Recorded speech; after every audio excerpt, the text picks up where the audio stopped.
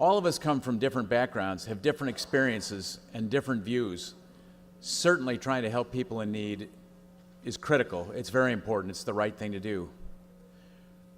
Unfortunately, at some point, we have to balance what we can do without killing the state of Illinois.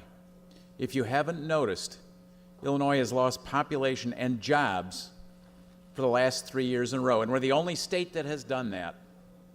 Our income tax revenue is declining because we're losing people and losing jobs. If we don't do the hard things, and nobody wants to reduce programs that help people. Nobody wants to reduce spending to our universities. Nobody wants to not have nice increases for our K-12 education. On the right side of the aisle or the left side of the aisle. I'm asking you to think about the long-term future of this state. I'm asking you to think about prioritizing spending, setting limits equal to the level of our income for those programs, and instead of taking what you think is the best short-term answer, namely increasing tax burdens on the taxpayers who remain in the state of Illinois, to make some of the difficult decisions. 5 or 10% cutback across the board, which would be very painful, but it would allow us to survive as a state.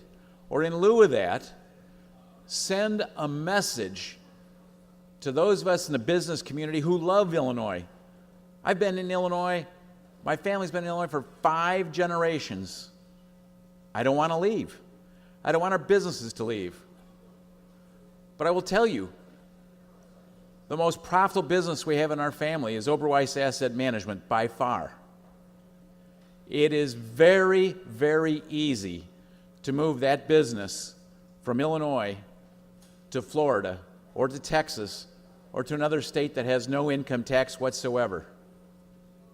It's a little harder to move a company like Oberweis Dairy where we have a manufacturing operation.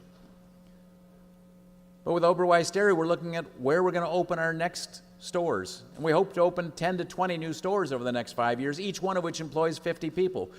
Why do we want to do it in Illinois if we can do it in Indiana, in Wisconsin, in Iowa? The answer that I give my son is because we're from Illinois. We believe in Illinois. We want to help Illinois.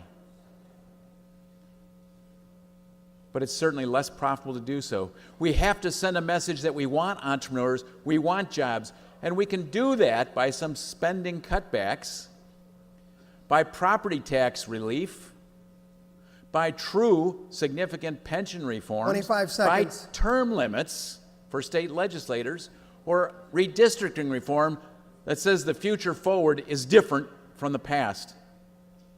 And I'm really asking you, I'm pleading with you to work together with us on a real compromise that we can really strongly ask our governor to sign and not veto. Thanks for listening and considering.